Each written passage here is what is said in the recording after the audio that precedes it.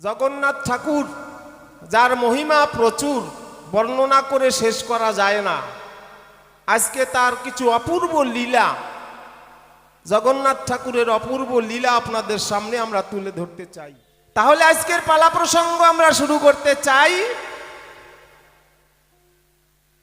আমার নাম রতন দাস, সে নাম বাদ দিয়ে আজকে আসলে আমি হলাম লক্ষ্যহীরা বাই। আপনারা জানেন লক্ষ্যহীরা খুব খারাপ মহিলা ছিল। সেই মহিলাই আমি মনে করুন, আমার মতন খারাপ এই পৃথিবীতে কেউ নাই। কিন্তু লক্ষ্যহীরার চৈতন্য ঘুরে গিয়েছিল মহাবৈষ্ণব হরিদাস ঠাকুরের যখন পরশ পেয়েছে। তাই সেই হরিদাস ঠাকুরের পরশ পাওয়ার পরে যে লক্ষ্যহীরার মনোভাব হয়েছিল, সেই ভাব নিয়েই আজকে আপনাদের সামনে আমি দাঁড়াইলাম। আর বিপক্ষে রয়েছেন দয়াল অধিকারী, সেই নাম করে বর্জন। আজকে জগন্নাথ মন্দিরের প্রধান পুরোহিত বা পূজরী, সেবায়িত যাকে বলা হয়, যিনি জগন্নাথ ঠাকুরের সেবা প্রদান করেছিলেন পূর্বকালে, যার নাম ছিল মধু পাণ্ডা। আজকে সেই মধু পাণ্ডার ভূমিকা তাহাকে দিয়ে, লক্ষ্যহীরার ভূমিকা আমি নিয়ে সভা পরে দাঁড়াইয়ে আজকের পালা প্রসঙ্গ আমরা শুরু করতে চাই। ধৈর্য সহকারে ভক্তবৃন্দ শ্রবণ করিবেন সবাই। তা হরিদাস ঠাকুরের পরশ পাওয়ার পরে লক্ষ্যহীরা মনে মনে চিন্তা করে, সারা জীবন ধরে অর্থ টাকা পয়সা বিষয় বাড়ি গাড়ি আমার কোনো অভাব নাই, আমি সব সঞ্চয় করেছি, সব জোগাড় করেছি। মূলত লক্ষ্য করে বিচার করে দেখতে পাই, আমার যা কিছু ধনরত্ন এগুলো একটাও নয় সৎ পথের কামাই, এ সব অসৎ পথের কামাই। সে আমাদের ধনরত্ন টাকা করি সৎ পথেরই হোক আর অসৎ পথেরই হোক, এই অর্থই হয়েছে অনর্থের মূল, সাধক বলেছিলেন। তাই লক্ষ্যহীরা মনে করল, ধারণা যেই টাকা পয়সা ধনরত্ন যত আমার থাকবে তত আমি এর মায়া ত্যাগ করতে পারবো না। সেই জন্য আমি যে ভক্ত হতে চাই, আমার এই ধন সম্পত্তির দিকে আর কোনো বাসনা নাই। তাহলে এগুলো কি করি? এইটা মনে মনে করলো চিন্তন। সমস্ত টাকা ধনরত্ন করি, সব কিছু একটা বস্তার মধ্যে ভরি। এক বস্তা হয়ে গেল টাকা আর ধনরত্ন গয়নাগাটি লক্ষ্যহীরার যত ছিল সব মিলে এক বস্তা হয়ে গেল। এইবার চিন্তা করলো, এটা আমি কি করি, কাকে দেই? না, আমি শুনেছি যে শ্রীক্ষেত্র ধাম অনাথের নাথ, যার নাম ঠাকুর জগন্নাথ, আমি সেই জগন্নাথ মন্দিরে এই অর্থ দান করতে চাই। সেই টাকার বস্তা মাথায় করে নিয়ে ধীরে ধীরে হেঁটে হেঁটে যাচ্ছে লক্ষ্যহীরাবাই, মনে মনে কৃষ্ণ নাম গাইছে। জগন্নাথ মন্দিরের সামনে গিয়ে যখন দাঁড়িয়েছে, মনে মনে বলছে, জগন্নাথ ঠাকুর, সারা জীবন ধরে আমি অসৎ পথে অনেক পয়সা টাকা ধনরত্ন উপার্জন করেছি, এগুলো আমি আর রাখতে চাই না। আজ আমার সমস্ত রত্ন টাকা বিষয় করি তোমার পদে সমর্পণ করে দিয়ে আমি তোমার ভক্ত হতে চাই। নিতাই গৌর হরি হরি বল।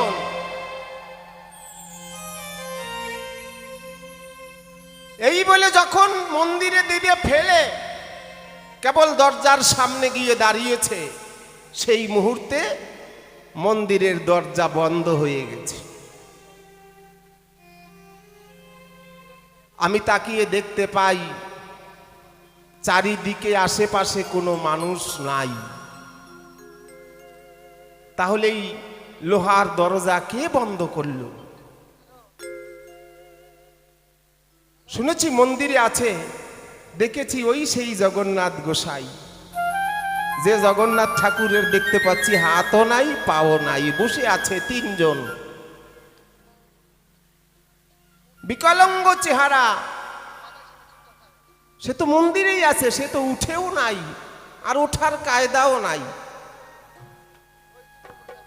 তাহলে কে দরজা বন্ধ করলো?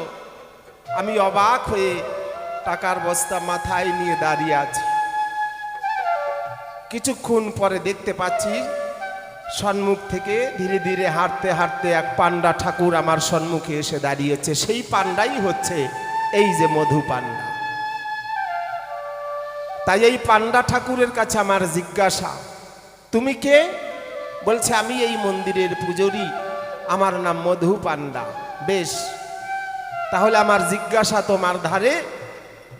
আমি এই টাকার বস্তা মাথায় করে যখন এসেছি মন্দিরের সামনে, জগন্নাথের পদে করব সমর্পণ, তাই তো জানার আকিঞ্চন হঠাৎ করে দেখতে পাই যে মন্দিরের দরজা আপনেই বন্ধ হয়ে গেল গোসাই।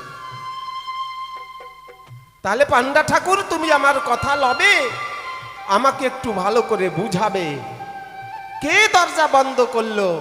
আর আমার এই দান উপহার এটা কেন জগন্নাথ ঠাকুর গ্রহণ করলো না? তাহলে কি আমি ঠাকুরের ভক্ত হতে পারবো না? এইটা তোমার কাছে আমার সর্বপ্রথমে জিজ্ঞাসা রয়। এক নাম্বার জিজ্ঞাসা হয়ে গেল। আর একটা জিজ্ঞাসা করা ভালো। শুনেছি তোমার ঠাকুর জগন্নাথ তিনি নাকি অনাথের নাথ। তাই যদি হয় তাহলে তার পদ থেকে, চরণ থেকে আমাকে বঞ্চিত করলো কেন? কেন সে আমাকে দূরে সরিয়ে দিল? আমি কি করে বুঝবো সে অনাথের নাথ? আমি শুনেছি,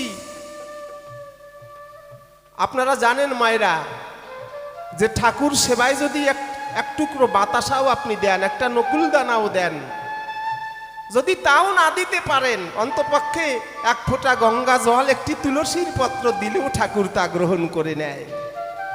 তিনি নাকি অনাথের নাথ। কিন্তু এমন একজন জগন্নাথের ভক্ত ছিল যে নাকি ওই ভোগের উপরে দেয়ার কথা তুলসী পাতা, সে তুলসীর পাতা না দিয়ে খুলে দিয়েছে পায়ের জুতা। যেখানে দেয়ার কথা তুলসীর পাতা, সেখানে দিয়েছে পায়ের জুতা। জিজ্ঞাসা তোমার ধারে, যে ভোগের উপরে পায়ের জুতা খুলে দেয়, সেই প্রসাদ তোমার জগন্নাথ খায় কি না খায়? নিতাই গৌর হরি হরি বল, হরি হরি বল। সব ভক্তি মার্গের কথা আপনারা গোসাইয়ের কাছ থেকে শুনে নিবেন, যে ভগবানকে কিভাবে ভালোবাসতে হয়।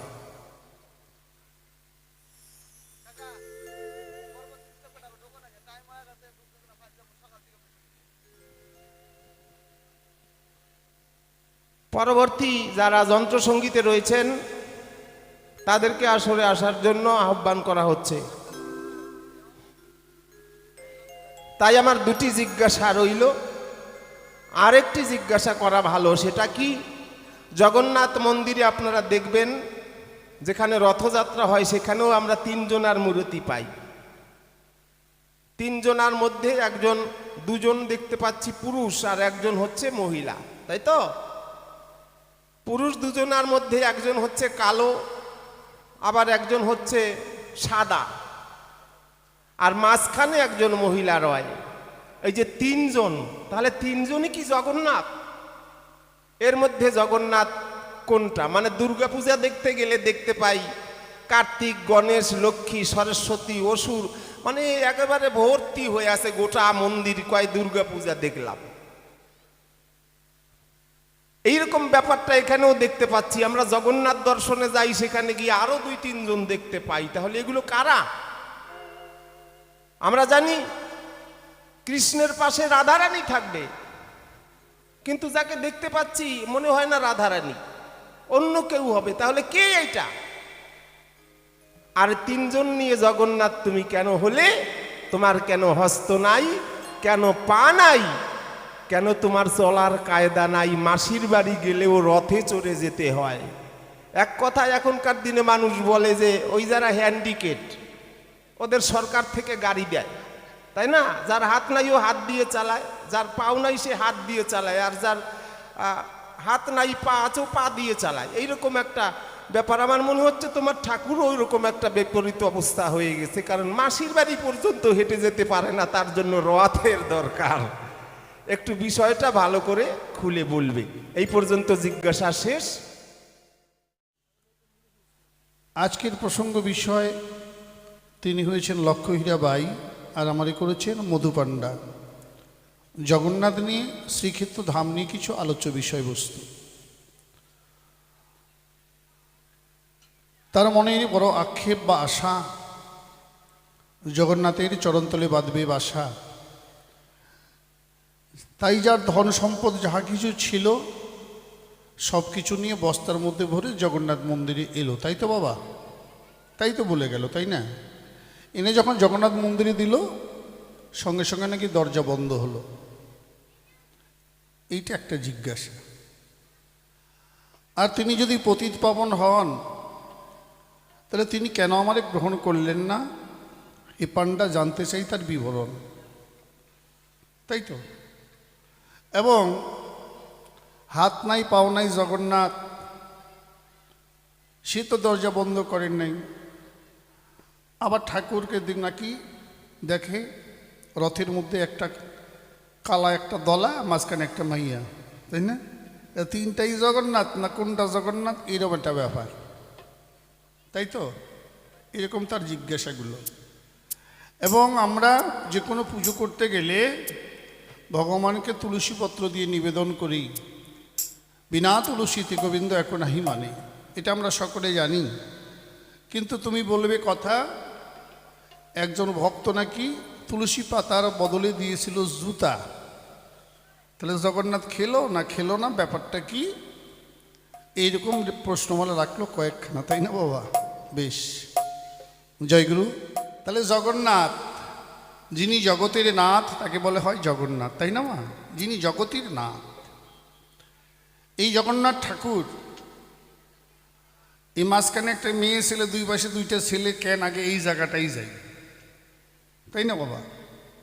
তাহলে জগন্নাথটা কে বা কেন এইরকম রূপ হলো বুঝতে সুবিধা হবে। আপনারা জানেন, কৃষ্ণ যখন দ্বারকায় রাজা হলেন, আমার গন্ডগোল করে না, মন্দিরটা শোনো, গন্ডগোল করলে কিছু নিজেও শুনবো না, আরেকজনে তোমার পাশে বসে এটাও শুনতে দিবে না, এই জন্য গন্ডগোল করো না মা। সারাদিন পরে তো গন্ডগোল করোই, আর কত গন্ডগোল করবা? ছেলে কথা শোনে না, মেয়ে কথা শোনে না, ওইদিকে গরুরে খাবার দাও, জল দাও, তাই না? আবার ভাত রান্না করো, সারাদিন তো গন্ডগোল করেই চলে। একটু আসো, একটু বসে শোনো। তো দ্বারকার রাজা শ্রীকৃষ্ণ যখন হলেন, 16,000 অষ্টরমণে তিনি গ্রহণ করেছিলেন, এটা আমরা জানি, তাই না? এবার কৃষ্ণ যখন ওই রাত্রিবেলায় শয়নে যায়, তখন রাধা রাধা বলে কেঁদে বুক ভাসায়, নয়নজলে তার বক্ষ ভিজে যায়। এটা প্রথম রুক্মিণী দর্শন করল। আমার পাশে কৃষ্ণ নীলমণি, কেন তার নয়নে বাড়ি, বুঝিতে নারী, ব্যাপারটা কি? ঘুমের ঘুরে রাধা রাধা বলে কেঁদে বুক ভাসায়। যখন আবার একটু ধাক্কা দেয়, কি গো তুমি, হ্যাঁ কি হয়েছে, তখন আর কিছু মনে থাকে না।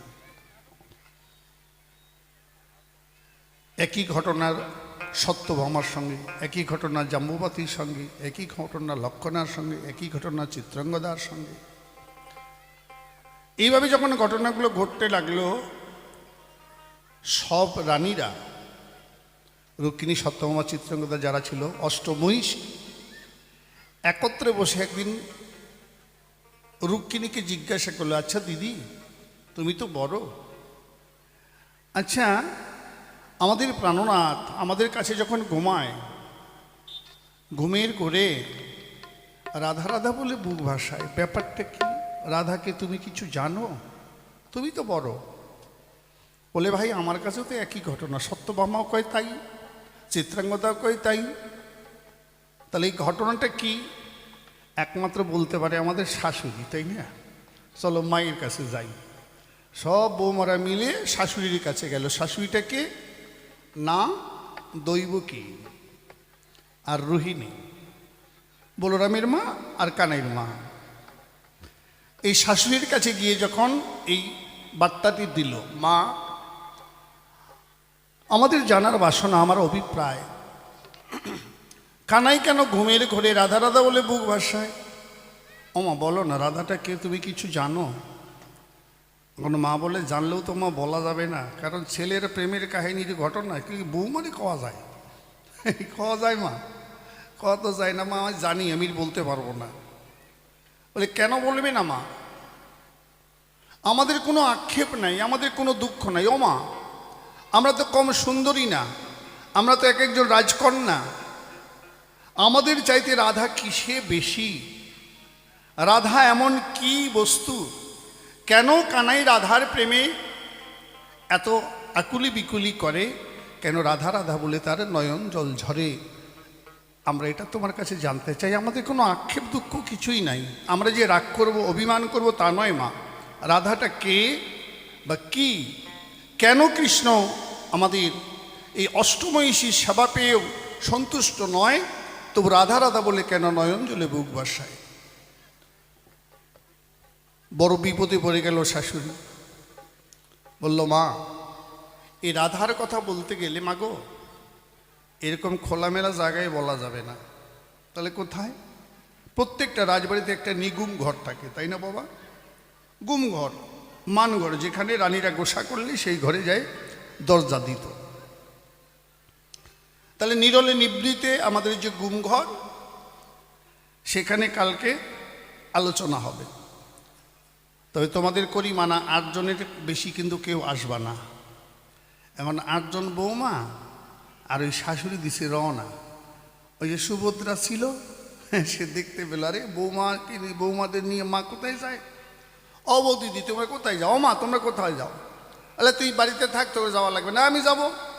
যেটা হয় এই যে জেদ, আমাকে নিতেই হবে, আমি যাব, এরকম বায়না ধরে না? ও বৌ দিদি বলো না মারে, আমি যাব। মহা মুশকিল, কিছুতেই পিছ ছাড়ে না, যাবো তো যাবই, এমন ধরলো বায়না, না নিয়ে আর পারলো না। নিয়ে গেল, নিয়ে যাওয়ার পরে বললো, দেখ তুই ঢুকবি না ঘরের ভিতরে, এসেছিস ভালো, দরজায় পাহারা দিবি, যদি কেউ এই পথে আসে একটু ইঙ্গিত দিবি, আমরা সঙ্গে সঙ্গে এই রাধাতত্ত্ব কৃষ্ণের প্রেম লীলার কথা আমরা বন্ধ করে দেব। ওকে রাখলো পাহারা। এখন কানাই আর বলাই দুই ভাই ঘুরতে ঘুরতে দেখে বোন আছে ওই গোসাঘরের দরজায়। ব্যাপারটা কি? বোন কি রাগ করেছে নাকি? এটা হয় না মা, একা এখানে, এই বোন ওখানে কেন? কই চুপ কর, কথা বলিস না।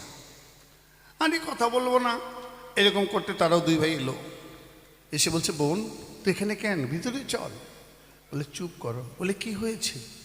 বলে ঘরের ভিতরে 8 জন বউ দিদি আছে আর মা আছে। জানো দাদা, তোমার যে বৃন্দাবনের ঘটনা, রাধার কথা বলতেছে। কি বললি বোন? বৃন্দাবনের কথা, রাধার কথা বলতেছে। ওরে বোন একটু আমাকে শুনতে দিবি না?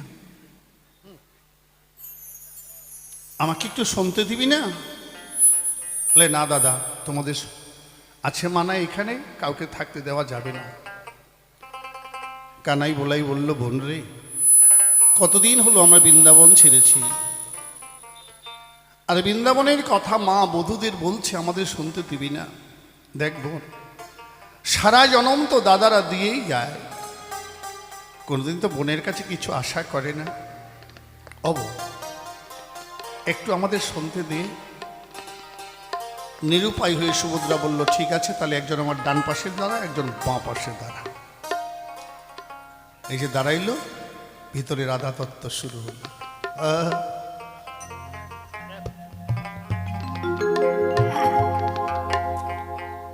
মা আজ বলছে, সে যে রমণীর রমণী, রমণীর রমণী, রমণীর শিরোমণি। জানো বৌমা, রমণীর রমণী, রমণীরও শিরোমণি, সুশব্দা সাপিনী, চিত্রাণী প্রায় অল্প ভাগ্যে ও বৈরাগ্যে চিনবি কি রে মন শ্রী রাধায় অল্প ভাগ্যে ও বৈরাগ্যে চিনবি কি রে মন শ্রী রাধায়। জয় জয় রাধা রানী প্রেমানন্দে হরিবল জয় রাধে রাধে।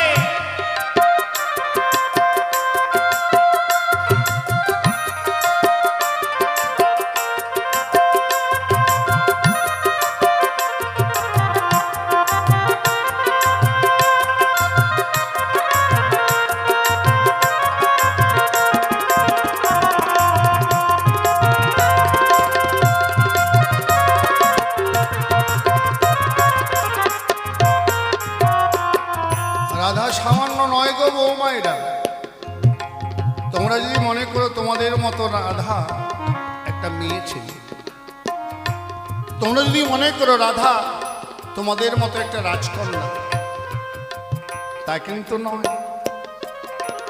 তাহলে কে মা?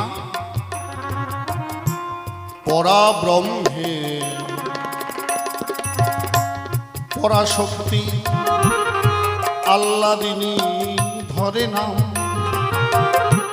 শুদ্ধ ভক্তির মা তোয়ারা, অভক্তির সে হচ্ছে বাম।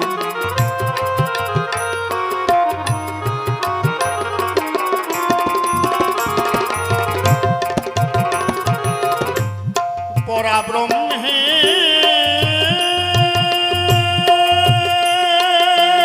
পরাব্রহ্মের পরাশক্তি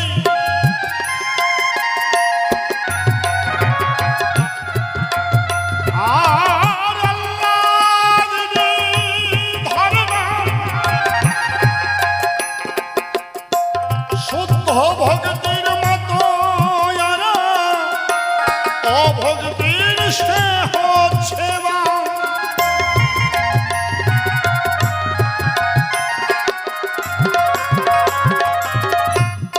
রাধা বিনে অন্য জন জানে না কৃষ্ণ ভজনা। নিতাই গৌর হরিবল হরিবল।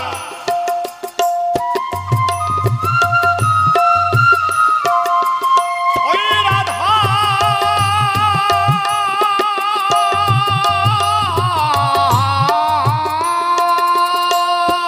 রাধা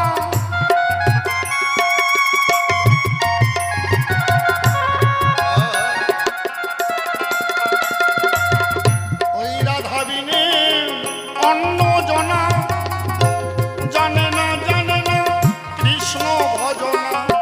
তাই তো আমার জনার্দন জড়িয়ে আছে, তাই তো কৃষ্ণ জনার্দন আমার জড়িয়ে আছে। রাধার গুণ মহিমায় অল্প ভাগে ও বৈরাগে চিনবি কি রে মন শ্রী রাধায় অল্প ভাগে ও বৈরাগে চিনবি কি মন শ্রী রাধায়। জয় জয় রাধা গোবিন্দ বিহারী প্রেমানন্দে হরিবল।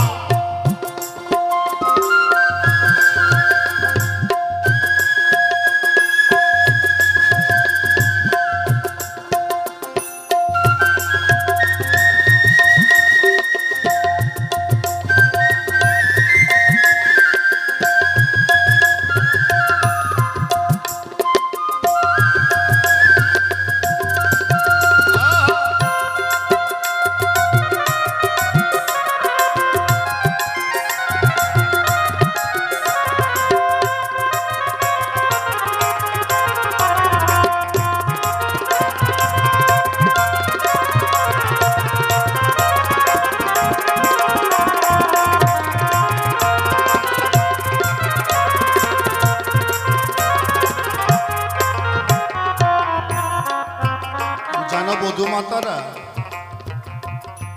পরাব্রহ্মের পরাশক্তি রাধা আল্লাদিনী ধরে নাম, শুদ্ধ ভক্তির মাতোয়ারা অভক্তির হচ্ছে বাপ। রাধার ভক্তিটা কেমন জানো? রাধা আমার কানাইয়ের সঙ্গে দেখা করবে বলে দরজায় শাশুড়ি ননদী পাহারা। কি করে কৃষ্ণের সঙ্গে দেখা করবে? যেতে পারে না। তাই কৃষ্ণ কৃষ্ণ বলে ঝরে নয়ন বাড়ি। হয় কৃষ্ণ বলে রাধা নয়নের জল ফেলি। নিত্য নিত্য রাধা গোবিন্দ সেবা দেয়। একদিনের ঘটনা বলি আমি তোমাদের ঠাই। গোবিন্দ সেবা দেবে উপায় নেই, দরজায় শাশুড়ি ননদী পাহারা। ভরা কলস খালি করে কলসির ভিতর ননি ভরে জল আনার ছলে রওনা দিল। মা ঘরে জল নিয়ে, আমি জল নিয়ে আসি। মানে আগের দিনে তো এমন আর কুয়ো ছিল না। যারা পুরনো দিনের মানুষ তারা জানে আগে ঘাটে থেকে জল আনতো মায়েরা, তাই না? এদিকে নারদে বেটা বড় ঠেকা, কি কর্ম করিল? জটিলা কুটিলার কাছে গিয়ে বলিতে লাগিল,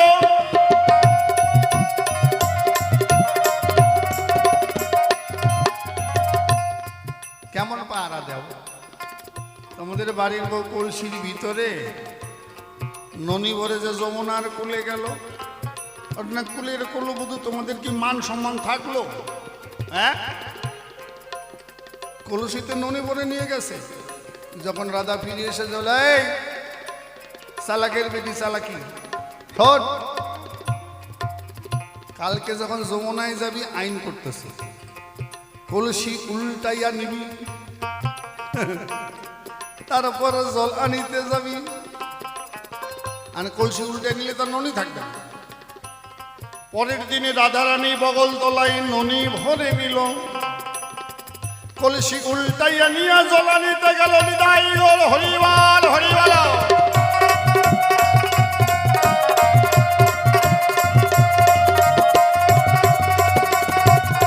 ও বুড়ি মাই, ও কুটিলা, তুমি না বলে খুব চালাক মেয়ে, কলসি উল্টাই নিয়েছে তো কি হয়েছে? বগলতলায় যেন নিয়ে গেছে। হ্যাঁ, বগলতলায় নিয়ে গেছে। পরের দিন আইন হলো কলসি উল্টাইয়া নিবা, হাত ধুলাইতে ধুলাইতে যাওয়া। ওই ননি নেও কেমন করিয়া? হাত ধুলাইতে তার ননি থাকবে না, তাই না? রাধারানী সেদিন ননি খোপাই ভরে নিল। জয় জয় গোবিন্দ গিরধারী বলে যমুনাতে গেল। হরিবাল হরিবাল হরিবাল জয় রাধে। আমার নারদ বেটা এসে কয়, কি যে পাহারা দাও, আশ্চর্য বিষয়। আরে কলসি উল্টে নিয়ে হাত ধুলাইতে ধুলাইতে গেছে, খোপার ভরে বইয়ে নিয়ে গেছে। হ্যাঁ, খোপার মধ্যে নিয়ে গেছে, ঠিক আছে।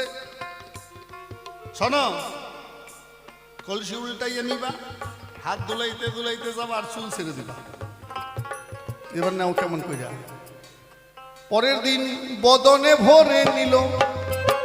বদনে বদনে রাধারানী কৃষ্ণ সেবা দিল। হরিবাল হরিবাল হরিবাল হরিবাল।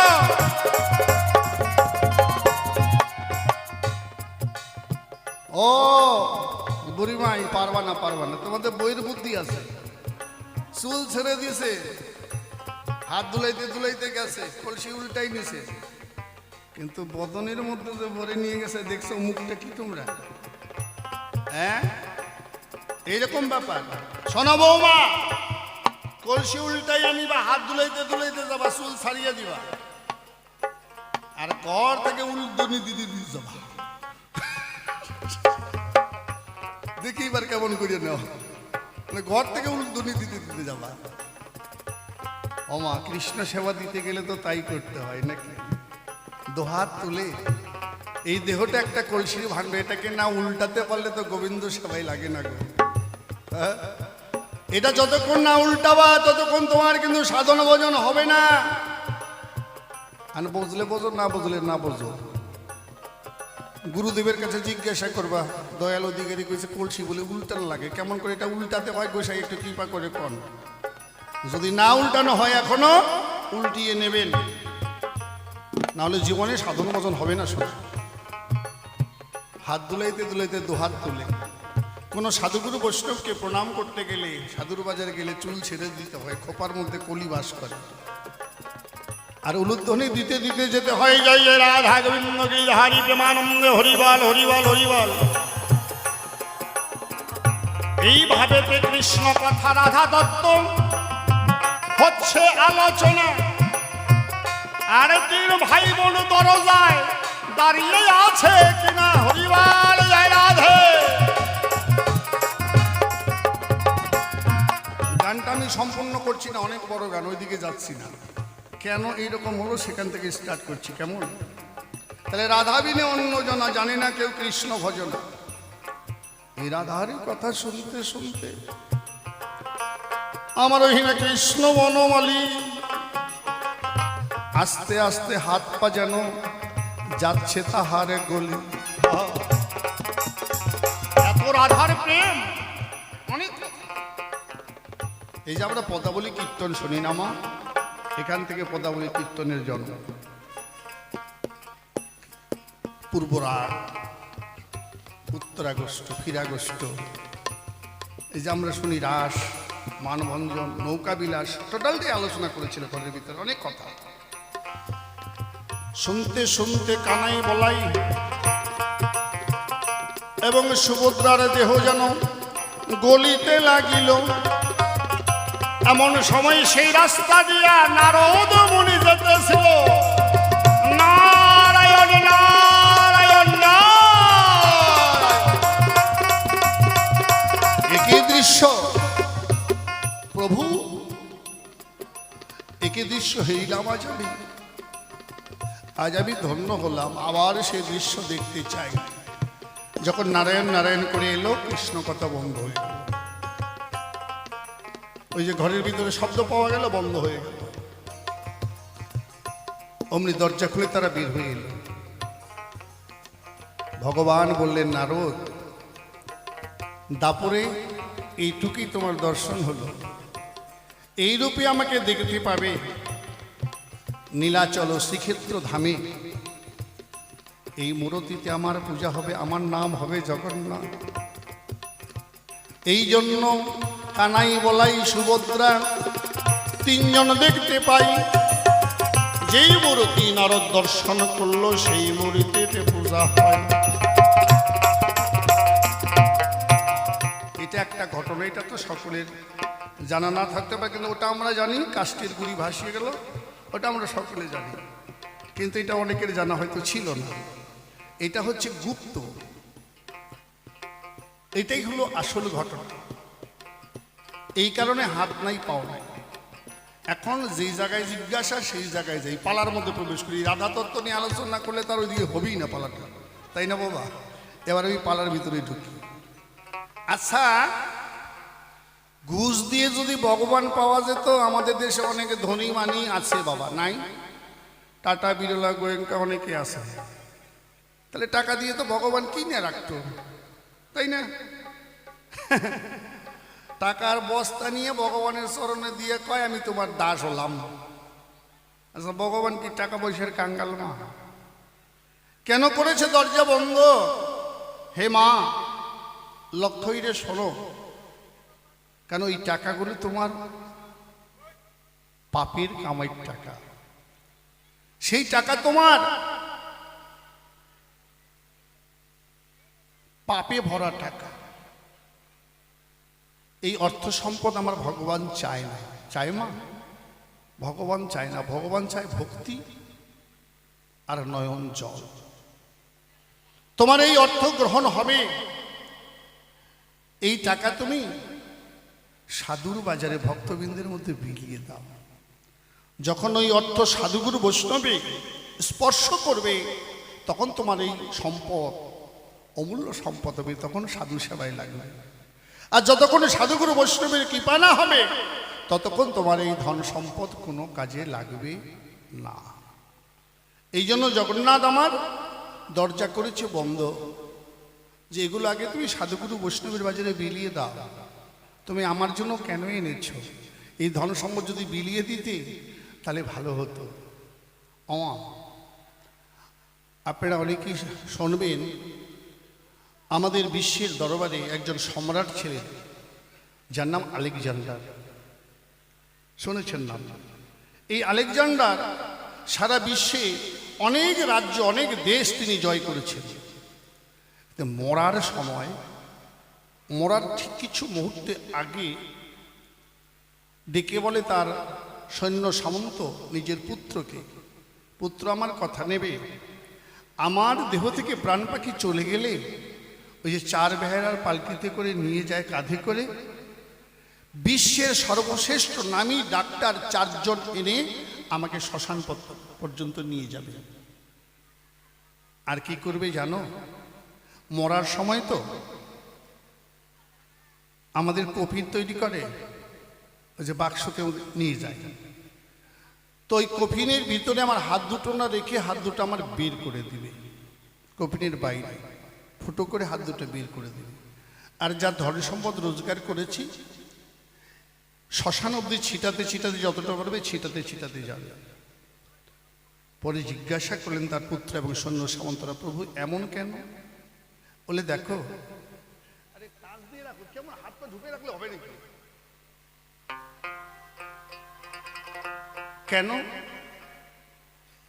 বলছে হে দয়াল, কি বলবো বাবা তোমাদের, মানুষ যখন জন্ম নেয় দেখবে মুঠ করে আসে বাচ্চা একটা, তাই না? দেখবে হাতের মুঠ বন্ধ থাকে কেন? মানে 16 আনা নিয়ে এলো।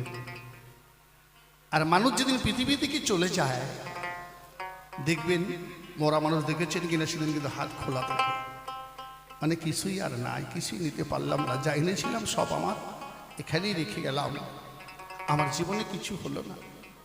তাই সারা জীবনে অনেক অর্থ উপার্জন করেছি, অনেক দেশ জয় করেছি, তো যাওয়ার সময় কিছু নেই, শূন্য হাতে যেতে হয়। এই জন্য হাত দুইটা বের করে রাখবে। আর বিশ্বের সর্বশ্রেষ্ঠ 4 জন ডাক্তার, এই জন্য জগৎবাসীকে আমি দেখাতে চাই, রাজা হও মন্ত্রী হও যে যত বড় হও না কেন, বিশ্বের সর্বশ্রেষ্ঠ ডাক্তার তারাও আমাকে বাঁচাতে পারে নাই, তারা কাঁধে করে আর শ্মশানে নিয়ে যাচ্ছে।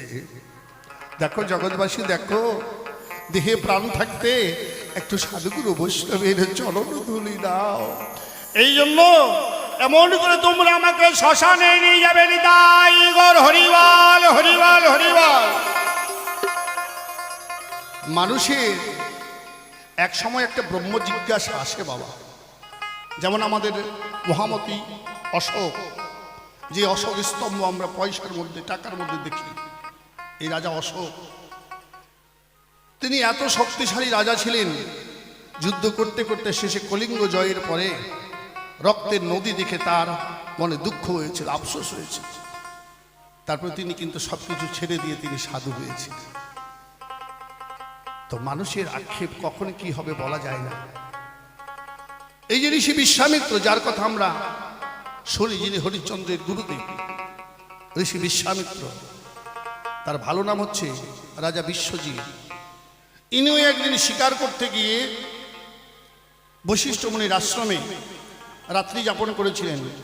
ওই বশিষ্ঠ মুনির আশ্রমে একটি কামধেনু ছিল, ওই কামধেনু দেখে তার লোভ হলো, জোর করে কামধেনুটি নিতে চাইলেই মুনি বলে, গোমাতার ঠাই, আমি তো সাধারণ সাধু মানুষ, তোমাকে রক্ষা করার আমার ক্ষমতা নেই, মাগো তুমি তোমাকে রক্ষা করো।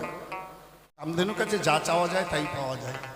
সঙ্গে সঙ্গে সেখান থেকে সৈন্য সামন্ত বের হয়ে প্রচণ্ড যুদ্ধ হয়। যুদ্ধে রাজা বিশ্বজিৎ পরাজিত হলো। পরাজিত হলে তার মনের একটা আক্ষেপ বা ধিক্ষার এলো, কি সাধুর কাছে আমি পরাজিত হয়ে গেলাম, সাধুর কাছে আজ আমি পরাজিত, লজ্জা আমার, আমি এত বড় রাজা, না না, আর আমি রাজা হতে চাই না, আমিও সাধু হয়ে দেখিয়ে দিতে চাই আমারও শক্তি আছে। নিতাই গৌর হরিবল হরিবল। সবাইকে ফিরিয়ে দিয়ে বসলেন সাধনায়। এই যে মানুষের আক্ষেপ, এই মানুষের মনের পরিবর্তন কখন কি হবে বলা যায় না। আমার জীবনে একটা বাস্তব ঘটনা বলি। আমি দাদু দাদু বলতাম, তখন আমরা ছোট, 9 কিংবা 10 এরকম পড়ি। ওই বুড়ার 4টা মেয়ে বিয়ে হয়ে গেছে, 4টাই মেয়ে ছেলে নাই। এইরকম পৌষ মাসের দিন কনকনে ঠান্ডা, ঠাকুমা পিঠা ভাজতেছে, সরা পিঠা ভাজে না, আর ঠান্ডার ঠেলায় বুড়া ওই উনানের উপরে হাত রাখতেছে। এই শরীর হতে পারো না, উনানের উপরে কয়টা মা এরকম কয় না অনেক সময়, সর আবার একটু পিছায়, আবার ঠান্ডার ঠেলে আবার একটু আগায়, এই পিছাতে পারো না। 2-3 বার যখন কইছে, ঘর থেকে বের হয়ে লোকটা 7 দিন নিরুদ্দেশ, আর খুঁজে পাওয়া যাচ্ছে না। নাই 7 দিন, 10 দিন, 1 মাস, 3 মাস পর একটা চিঠি এলো, আমি অনেক দূর সরে এসেছি, আর কোনোদিনও তোমার কাছে যাব না, তুমি ভালো থেকো। মানুষের আক্ষেপ বলা যায় না, কার প্রাণে কখন কোন কথায় আঘাত লাগে। আমি এত দূর সরে এসেছি, আর কোনোদিন তোমার সঙ্গে আরো দেখা হবে না। সেই দাদু বৃন্দাবনে গিয়ে সাধু হয়ে গেলেন, জীবনটা সেখানেই শেষ করলেন, সেখানেই তার সঙ্গে। পরে অবশ্য ঠাকুমা সেখানে গিয়েছিল, স্বামী তো পরে খোঁজ খবর করে পাওয়া গেল, পরে গিয়েছিল। এই যে মানুষের আক্ষেপ, তাজ মা, তোমার এই ধন সম্পদ যতক্ষণ সাধুর বাজারে তুমি বিলিয়ে না দেবে, ততক্ষণ জগন্নাথ তোমাকে গ্রহণ করবে না, করতে পারে না। কারণ অর্থ দিয়ে কখনো ভগবানকে পাওয়া যায় না বাবা। অর্থ অনর্থের মূল, আবার অর্থই পরমার্থের মূল। এই যে গান হচ্ছে, বাউল হচ্ছে, অর্থ ছাড়া কি হচ্ছে মা? হচ্ছে না। কিন্তু সৎ কাজে অর্থটা ব্যয় করা আর অসৎ কাজে ব্যয় করা, দুইটা পার্থক্য আছে না। আমি 500 টাকা রোজগার করলাম, একাই 200, 250, 300 টাকার মদ মাংস খেয়ে নিলাম। হ্যাঁ, এখন 200 টাকা আমার সংসারের তেল আছে তো নুন নাই, নুন আছে তো তেল নাই, অটোমেটিক সংসারে ঝামেলা হবে। আর আমি সবার জন্য চিন্তা করে কিছু দিয়ে বাজার করে এনে গোবিন্দর জন্য যদি 2টা ফলও আনি, 5 টাকার বাতাসা আনি, এনে নাও গো ঠাকুর সেবা দিও, দেখবো আত্মাটা কত শান্তি, কত তৃপ্তি হবে। এটি হচ্ছে পরমার্থের মূল।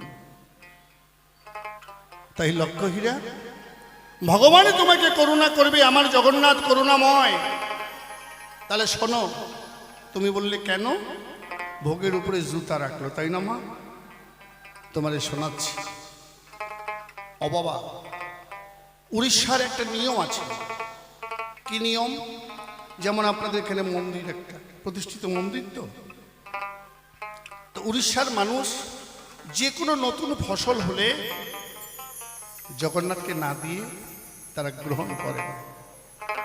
ধান হোক, গাছের ফল হোক, শাক সবজি হোক, যাই হোক, আগে ঠাকুর মন্দিরে দেবে, তারপরে নিজেরা সেবা করবে। সবাই সব কিছু দেয়, কিন্তু করমা বাই নামে একজন বুড়ি ছিল, সে ভিক্ষা করে খায়। বাই মানে যে বাইজি বা বেশ্যা তা নয়, বাই মানে মহিষী নারী। আমাদের বেঙ্গলে বাই মানে আমরা বাইজি বা বেশ্যা বলি, কিন্তু বাই মানে হচ্ছে একজন মহিষী নারী। যেমন আমাদের বাঙালিদের মধ্যে দেখবেন অনেকে টাইটেলে মাঝে দেখবেন দেবী লেখা থাকে, রানী থাকে, থাকে না মা? শ্রীমতী উমক দেবী। তো এই দেবী বা মহিষী নারীদের বাই বলে। যেমন আমাদের ভারতবর্ষের একজন বিখ্যাত নারী ঝাঁসির রানী লক্ষ্মীবাই, সে কি বেশ্যা ছিল? হ্যাঁ, রানী মীরাবাই, সে কি বেশ্যা ছিল? আমাদের ভারতের প্রধানমন্ত্রী তৎকালীন মহাত্মা গান্ধী, তার মায়ের নাম ছিল পুতুলিবাই, তার স্ত্রীর নাম হচ্ছে কস্তুরীবাই। তাহলে তারা কি বেশ্যা ছিল? তা বাই মানে হচ্ছে মহিষী নারী। তো ঠিক এই করমবাই মা আমার দিনহীন কাঙ্গাল, চিন্তা করে ঠাকুর, না দিয়েছ পুত্র, না রেখেছ স্বামীরই, ভিক্ষা করে কোনো রকম জীবনযাপন করি। সবাই তোমাকে নতুন ফসল হলে তোমার মন্দিরে দেয় ভোগের তরে, আমার তো কিছুই নাই, আমি কি দেব? আমি ভক্তের দ্বারে ভিক্ষা করে যা পাবো তাই একটু খিচুড়ি প্রসাদ রান্না করে তোমায় সেবা দেব, এই আশা করে ভক্তের দ্বারে দ্বারে ভিক্ষা করে খিচুড়ি প্রসাদ রান্না করলো, হাঁড়ির মধ্যে ভরে নিয়ে ওইদিকে যে কোনো ভোগ দিলে হাঁড়ির মধ্যে নেয় মা। আমরা যেমন থালা বাসন গামলা টামলা কিছুর মধ্যে নেই, কিন্তু উড়িষ্যার নিয়ম হচ্ছে মাটির হাঁড়িতে ভরে নিয়ে যাওয়া। মাটির হাঁড়িতে ভরে একটা কলা পাতা দিল, তার উপরে মাথায় নিয়ে জয় জগন্নাথ, জয় জগবন্ধু, জয় জগন্নাথ, জয় জগবন্ধু, জয় জগন্নাথ, জয় জগবন্ধু মনের আনন্দে চলল। ভগবানের পরীক্ষা তো এমন, ভগবান পরীক্ষায় ফেললেন, এমন পশ্চিমা বাতাস, এই যে পশ্চিমা বাতাস, বাতাসের ধাক্কায় কলা পাতা আর থাকে না, কলা পাতা মাটিতে পড়ে যায়। আরে প্রসাদের উপরে তো ধুলোবালি পড়ছে, আবার তাড়াতাড়ি করে শাড়ির আঁচলটা ঢেকে কলা পাতাটা নিয়ে মুছে আবার দিচ্ছে জয় জগবন্ধু, জয় জগন্নাথ। বারবার যখন পড়ে যাচ্ছে, তুলতে তুলতে বিরক্ত হয়ে গেছে, চিন্তা করছে এই পাতার উপরে কিছু যদি চাপা দেওয়া যায় ভারী জিনিস, তাহলে আর উঠতে পারবে না। কি পাবে না পাবে সেদিকে তো তার লক্ষ্য নাই, জগন্নাথকে প্রসাদ খাওয়াবে বলে এটাই তো আশা। এটাকে বলে জ্ঞান শূন্য ভক্তি। পায়ে খরম ছিল, আগের মানুষ তার জুতা পরতো না, খরম পরতো। ওই পায়ের খরম দোকানা খুলে ভোগের পাতার উপরে দিল। দেখি এমন কেমন আসতে, মাথায় নিয়ে জয় জগন্নাথ, জয় জগবন্ধু বলতে বলতে মন্দিরে গেল। দূর থেকে মন্দিরের পান্ডা দেখে ভাবছে কি আমরা কত নিষ্ঠা সহকারে জগন্নাথকে রন্ধন করে দিই, আর বুড়ির সাহস তো মন্দ না, ভোগের উপরে তার পায়ের খরম বা পাদুকা। এই বলে দাদা মন্দিরে প্রবেশ করবি না। বলে বাবা আমার ভোগ নিবেদন হবে না। তোমার ভোগ নিবেদন হবে, তোমার এই পায়ের খরম ভোগের উপরে এখানে চরণ ধুলি পড়েছে, ভগবান তোমার পায়ের ধুলো খাবে, বেরাও।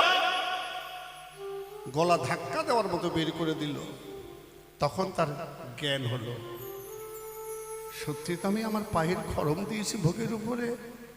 জগন্নাথ আমি তো ভক্তিহীন, জ্ঞানীন, আমি তো কিছু জানি না কেমন করে তোমাকে নিবেদন করতে হয়। ঠাকুর তুমি না দীনবন্ধু জগতের না, তুমি আমার প্রসাদ গ্রহণ করো ঠাকুর। আমি ভক্তের দ্বারে দ্বারে ভিক্ষা করে এনে অনেক কষ্ট করে তোমার জন্য রান্না করে এনেছি ঠাকুর, তুমি আমার প্রসাদ গ্রহণ করবে না। মন্দিরের পিছনে বসে বসে শুধু একটাই কথা, ঠাকুর তুমি আমার প্রসাদ গ্রহণ করবে না। দেখতে দেখতে রাত্রি ঘনিয়ে এলো, মন্দিরের দরজা বন্ধ হয়ে গেল, যে যার মতো চলে গেল। কিন্তু বুড়ি ওই প্রসাদের হাড়ি নিয়ে বসে বসে কাঁদছে। ভগবান সবকিছু সহ্য করতে পারে মা, শুদ্ধ ভক্তি যার অন্তরে, শুদ্ধ ভক্তি শুদ্ধ প্রেম দিয়ে যে নয়ন জলে তাকে ডাকে ভগবান, সেটা সহ্য করতে পারে না। আমার জগন্নাথ একটা বালকের রূপ ধারণ করে কাছে গিয়ে বলছে, মা ও মা জানো মা সারাদিন কিছু খাইনি, আমাকে একটু কিছু খেতে দাও না মা, বড় খিদে পেয়েছে। বালকটির মুখের দিকে তাকিয়ে বলছে, বাবা আমার কাছে খাবার আছে, কিন্তু তোকে কেমন করে দেই বল? আমি তো আমার জগন্নাথের জন্য এনেছিলাম, কিন্তু আমার জগন্নাথের নিবেদন হয়নি বাবা। নিবেদন না হলে সে প্রসাদে কেমন করে দেব বল? মা সারাদিন সত্যি বলছে কিছু খাইনি মা, খিদের জ্বালায় আমার যেন মনে হয় মৃত্যু হবে। মা দাও না, একটু প্রসাদ দাও। বুড়ির মায়া হলো, চিন্তা করলো নাই বা খাক আমার ওই ঠাকুর জগন্নাথ। শুনেছি সবার মধ্যে নাকি ভগবান বিরাজ করে থাকে। আজ এই ক্ষুধার্ত শিশুটি আমার কাছে মা মা বলে প্রসাদ চাইছে, আমি যদি না দেই তাদের তোমার মহা পাপ হবে ঠাকুর। ও ঠাকুর আজ তোমাকে সাক্ষী রেখে তোমার ভক্তকে আমি প্রসাদ দিচ্ছি ঠাকুর, তুমি গ্রহণ করে নিও জগন্নাথ। হে জগন্নাথ জগবন্ধু তুমি গ্রহণ করে নিও। হৃদয় গৌর হরিবল হরিবল। আয় বাবা আয় কাছে, যখন বলছে আয় বাবা কাছে আয়, অমনি তাড়াতাড়ি করে বুড়ির হাড়িটা কোলে নিয়ে বুড়ির কোলে বসে আনন্দে প্রসাদ সেবা করছে। আহারে, বাচ্চাটা খায়নি। হঠাৎ তার মনের মধ্যে চেতনা এলো, এত রাত্রে এই বাচ্চাটা কোথা থেকে এলো? কার বাচ্চা? কে? ও বা, স্বয়ং জগন্নাথ যদি কোলে বসে বা তার জ্ঞান চক্ষু ফোটে না মা, সে তো সামান্য ভক্ত নয়, তার মধ্যে কোনো পাপ নেই। যখনই তাকে স্পর্শ করেছে না, কখনো দেখে গৌরহরি, কখনো দেখে ত্রিভঙ্গ বংশীধারী, কখনো দেখে চক্রধারী আমার নারায়ণ শ্রীহরি, কখনো দেখে ঠাকুর জগন্নাথ অমনি চরণ দোকানে জড়িয়ে ধরে বলছে, ঠাকুর তুমি এত বড় দয়াল, হরিবল হরিবল, আজ তুমি আমার প্রসাদ গ্রহণ করেছ ঠাকুর। মা, তুমিও তো সারাদিন খাওনি, নাও মা, আমি তোমাকে খাইয়ে দিচ্ছি। একবার জগন্নাথ ওই মায়ের মুখে প্রসাদ তুলে দিচ্ছে, আর একবার মা জগন্নাথের মুখে প্রসাদ তুলে দিচ্ছে। এই হচ্ছে ভক্ত ভগবানের খেলা বাবা। খেয়ে বলছে জগন্নাথের হাত নাই পা নাই, সকল দিকে হাত, সকল দিকে পা, সকল দিকে তার দৃষ্টি। এই জগৎ, এই বিশ্ব ব্রহ্মাণ্ড যে তাহারই সৃষ্টি, তিনি নীলার তরে এমন করে সেজেছেন গো, নীলার তরে আজ এমন করে তিনি সেজেছেন। দারুক বর্ণে যেদিন জরাবেদের আঘাতে কৃষ্ণ প্রাণ ত্যাগ করলেন, ওই নিম্ন বৃক্ষ কাঁদতে লাগলেন, ঠাকুর আজ তুমি যদি আমার ডালে না বসতে তাহলে তোমার মৃত্যু হতো না।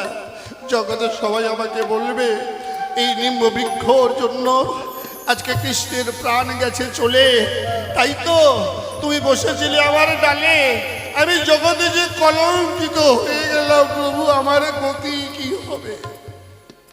ভগবান বললেন, ওরে নিম্ন বৃক্ষ, আজ তোমার গাছের ডালে বসে প্রাণ যাচ্ছে যেমন চলে, আমি একদিন জন্ম নেব তোমার গাছের তলে, সেদিন আমার নাম হবে নিমাই ঠাকুর। আর তুমি এত কান্নাকাটি করো না, তোমার এই কল্পবৃক্ষ দিয়ে আমার মূর্তি করা হবে, যা জগতের মানুষ পুজো করবে। তাই তো সেদিন ওই যদুবংশকে প্রভু বললেন, আমার সৎ কাজ করার পরে এই নিম্ব বৃক্ষটাকে কিনে ভাসিয়ে দিও সাগরের জলে। সাগরের জলে ভাসিয়ে দেওয়া হলো।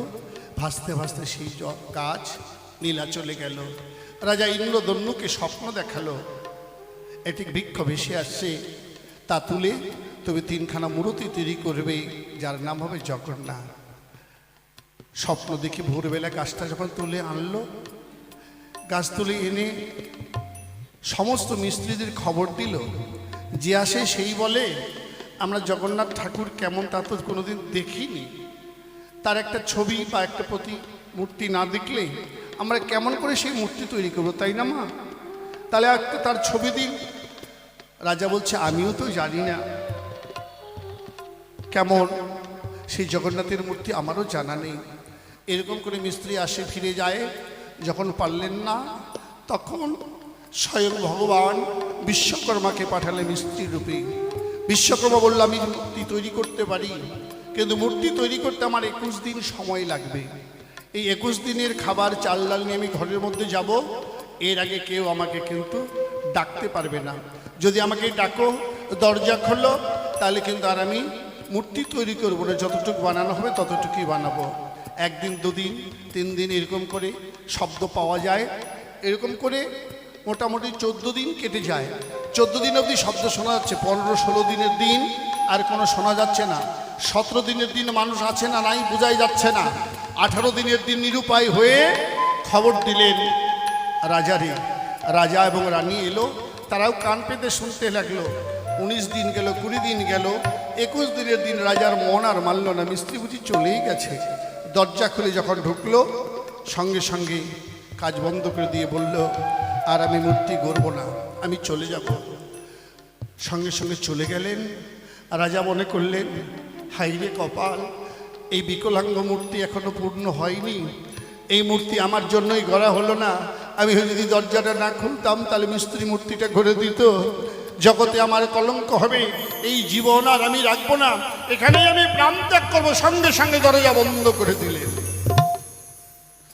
যখন দরজা বন্ধ করে দিলেন, দৈববাণী হলো, রাজা তুমি এইভাবে আমার পূজা করো, আমার নাম জগন্নাথ, এইভাবে আমি পূজা নেব। যারা আমার এই মূর্তি করবে দর্শন, সকল মনোকামনা হইবে পূরণ। তুমি আমার কথা নেবে, এইভাবে পূজা দেবে। এবার রানীমা বলল, ওগো ঠাকুর, এখানে নয়, তুমি আমার বাড়িতে চলো, আমি তোমাকে সেখানে সুন্দর করে মন্দির করে দেব। দৈববাণী হলো, মা আজ থেকে তুমি আমার মাসি। রানীর নাম ছিল গুন্ডিচা। তুমি যখন আশা করলে আমি বছরে একবার তোমার কাছে যাব মা, 7 দিন গিয়ে তোমার কাছে থাকবো, আবার 7 দিন পরে মন্দিরে আসবো। তোমরা এখানেই মন্দির নির্মাণ করো, আমি রথের সময় রথে করে মাসির বাড়ি যাব। তাহলে মাসিটাকে ওই যে মহারানী গুন্ডিজা, তিনি হচ্ছেন জগন্নাথের মাসি। জয় জয় জগন্নাথ প্রেমানন্দে, হরিবল হরিবল হরিবল। যেভাবে প্রশ্নমালা করেছিল দান, এক এক করে ধরে ধরে দিলাম সমাধান। ভক্তি ভরে কেউ যদি আমার জগন্নাথের দেয়, অবশ্যই জগন্নাথ আমার তার প্রসাদে গো পায়। ভক্তি না থাকলে পরে কি পাওয়া যায় কবু ভগবান? ভক্তিতে মুক্তি বটে, ইহা শাস্ত্রেরই বিধান। ভক্ত ভক্তি আর ভগবান এক বস্তু হলো। ভক্ত ভক্তি ভগবান গুরু, এই 4 জন একই জনই রইল। ভক্তি না থাকলে কি করে ভক্ত হওয়া যায়? ভক্ত হতে হতে একদিন গুরুর আসন পায়। গুরুর আসন পেলে পরে তখন ভক্তরা ভগবান জ্ঞানে পূজা করে। এই জন্য ভক্ত ভক্তি ভগবানে 4 বস্তু একই রূপ ধরে। ভক্তির জোরে দেখো ওই পরমা জগন্নাথের সেবা দেয়। ইহাকে জ্ঞান শূন্য ভক্তি বলে বলি সমুদায়। টাকা নিয়ে তুমি যখন জগন্নাথের সম্মুখে দিলেন, জগন্নাথ দরজা বন্ধ করেছিল, মা তোমায় যাচ্ছি বলে। হাত নাই পাও নাই, তুমি বলো বলো কি কারণ? সর্বদিকে আছে হাত পাও তিনি জনার্দন। তার ইশারা ছাড়া একটা পথের ধূলিকণা ওরে না। তার ইশারা ছাড়া কোন একটা গাছের পাতাও পড়ে না। সর্বকারণের কারণ তিনি সর্বব্যক্তময়। এই জন্য টাকা নিয়ে গেলে দরজায় অর্থ দিয়ে ভগবান কবু পাওয়া নাহি যাবে। নয়ন জলে তুমি তারে দেখে দেখে কবে, অবশ্যই কৃপা করবেন ঠাকুর জগন্নাথ। পতিত পাবন নামটি তাহার হইলেন সাক্ষাৎ। এই তো তোমার যাহা জিজ্ঞাসা ছিল করলাম উত্থাপন। কেন আর বেশি বেশি করবো আলাপন? দেখিয়ে সে পরম, দেখিয়ে সে আমার মা দিবা কথা বলে। কোন বস্তু আবারও গনে ওই না তোলে। কোনোভাবে দেয় তাহার ভাবের পরিচয়, কোনোভাবে এখন আসরে উঠাইয়া লয়। তারপরে আবারে আমি আসরে দাঁড়াবো, আমার যত ভাবের কথা খুলিয়া যে কব। অনেক ভাবে বলতে গিয়া অনেক হলো ভুল, ভুলগুলো করে নেবেন চরণ পূজার ফুল। আমি অতি মূঢ়মতি, কিছুই তো নেই জানা, সাধ্য কি তত্ত্ব কথা করবো আলোচনা। এইখানে আমার পালা করে দিলাম শেষ, লক্ষ হীরা করিবে প্রবেশ। এইখানেতে আমার ভাব আমি সাঙ্গ করি। জয় জয় জগন্নাথ, জয় জগবন্ধু প্রেমানন্দ মুরুমুরু, হরি হরি হরিবল হরিবল হরিবল হরিবল। জয় জগবন্ধু, জয় জগন্নাথ। তা জগন্নাথের কথা, আমার প্রভুর কথা শুনে বুঝতে পারলাম যে এই জগতে যা কিছু সব তোমারই ইচ্ছা, তোমারই সৃষ্টি, তোমারই পালন, তোমারই সৃজন। তোমা ভিন্ন কোনো কার্যই সম্পন্ন নহে। এইবার পান্ডা ঠাকুরের কাছে আমার আরো দু একটি জানার বিষয়, যতটুকু সময় আছে গোসাই সুন্দরভাবে আপনাদের সামনে সমাধান করে যাবেন। আপনারা জানেন যে মহাপ্রভুর ভোগ হয়, ঠাকুর সেবা হয়। এই যে এখানে প্রত্যেক দিন, কালকেও মহাপ্রভুর ভোগ হয়েছে, আজকেও হয়েছে, প্রসাদ পেয়েছি। কিন্তু আমরা যেটা জানি যে কোনো ভোগে কিন্তু মাসকালাই দিতে হয় না বা দেয় না। মাসকালাই ডাল দিয়ে কি ভোগ হয়? ঠাকুর সেবায় লাগে? আমার মনে হয় না, মুগ ডাল দিয়েই হয়। কিন্তু তোমার জগন্নাথের এমন নিয়ম, সেখানে মাসকালাই আর আউশ অন্ন। এখন তো আউশ অন্ন পাওয়াই যায় না। এই আউশ অন্ন আর মাসকালাই দিয়ে তোমার জগন্নাথ ঠাকুরের ভোগ দিতে হয়, তাছাড়া নাকি জগন্নাথের সেবা হয় না। তা মায়েরা আপনারা জেনে নিবেন যে এই আউশ অন্ন আর মাসকালাই কেন তোমার ভোগে লাগে। আপনারা একাদশী করেন তো? একাদশী করেন? 12 মাসে 24টা একাদশী, এর মধ্যে 4টা একাদশী প্রধান। আপনারা সকলেই সেই একাদশীগুলো করে থাকেন, অনেকে করে অনেকে করে না। 24টা না পারলেও 4টা একাদশী করবেই। এটা আমাদের সনাতন ধর্মের নিয়ম। উত্থান পার্শ্ব শয়ন এরা তার মধ্যে ভীম ছোড়া, তাই তো খনার বচনে আছে। 2 ছেলের জন্মতিথি অষ্টমী নবমী দুটি, আর পাগলার 14 পাগলির 8, এই নিয়ে কাল কাট। এই কয়েকটা উপবাস অন্তপক্ষে মানব জীবনে করা প্রয়োজন। এটা শাস্ত্রে বিধান। কিন্তু তোমার জগন্নাথে গেলে দেখতে পাচ্ছি সে শাস্ত্রের আর থাকে না কোনো দাম। সারা বিশ্বে বৃন্দাবন, গয়া, কাশী, মথুরা, আপনি যেখানেই যাবেন সেখানেই দেখবেন সবাই একাদশী ব্রত পালন করে। কিন্তু পুরীধামে যখন যাবেন জগন্নাথের কাছে, সেখানে গিয়ে দেখবেন কোনো একাদশী নাই। একাদশীর দিনেও অন্নভোগ হচ্ছে, মানুষ পেট ভর্তি করে খাচ্ছে। তার নিয়ম যেটা হবে সেটা সারা বিশ্বে একটাই নিয়ম থাকবে। আমাদের ভারতবর্ষে যেটা আইন সেটা সবারই ক্ষেত্রে সমান। গোটা ভারতবর্ষ জুড়ে একটাই নিয়ম। কিন্তু দেখতে পাচ্ছি ভারতবর্ষে বৃন্দাবনে একাদশী হয়, নবদ্বীপে একাদশী হয়, গয়ায় একাদশী হয়, কিন্তু তোমার জগন্নাথ ধামে গেলে একাদশী নাই। ওই জায়গাটার জন্য আলাদা নিয়ম কেন হলো, এইটা একটু ভালো করে বোঝাবেন গোসাই। দুটা জিজ্ঞাসা হয়ে গেল, আর একটা বলতে চাই, কারণ আর তো আর দাঁড়াবার সময় পাবো না, যেটা বুঝতে পারছি। আপনারা কষ্ট করে দাঁড়িয়ে আছেন, বসে আছেন এই ঠান্ডার মধ্যে।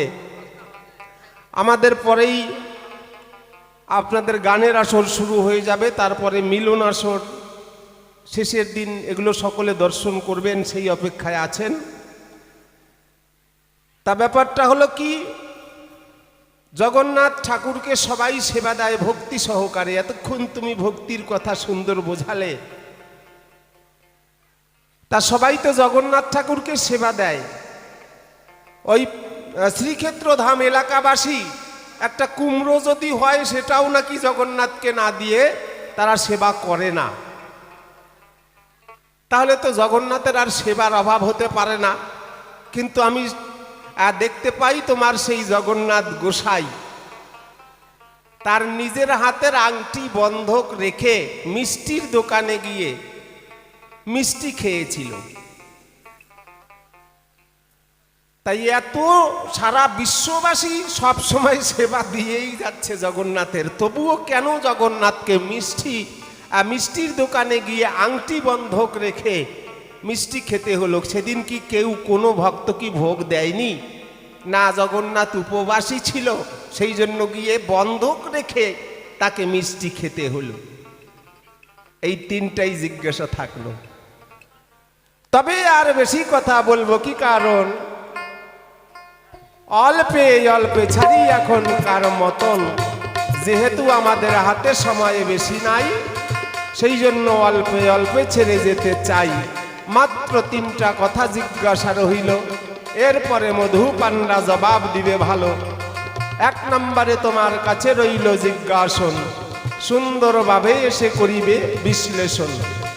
আউশ অন্য মাস কালাই কেন তোমার ভোগে লাগে, এই তথ্যটা একটু বলবে সবার আগে। তারপরে আর এক কথা জানিবারও চাই, একাদশীর ব্রত করেন সবাই। এবার সব জায়গায় একাদশীর নিয়ম কিন্তু রয়, আবার জগন্নাথে সেই নিয়ম নাই।